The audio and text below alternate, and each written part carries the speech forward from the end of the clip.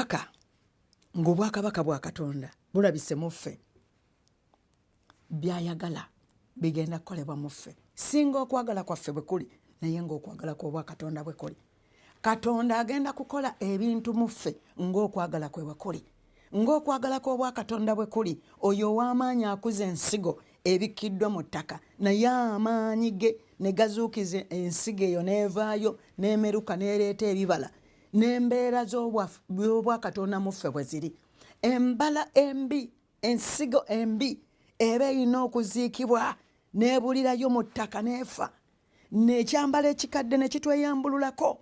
Yesu n'alabika mu bupya n'aggyayo ebibala, ebibala eby'okwagala, ebibala eby'obukkakkamu, ebibala eby'obuwombeefu, ebibala eby'emirembe, ebibala eby'okusonyiwa n'ebibala eby'okwenenya, ebibala eby'okutambulira mu Katonda, ebibala eby'obuwombeefu ne tukyusibwa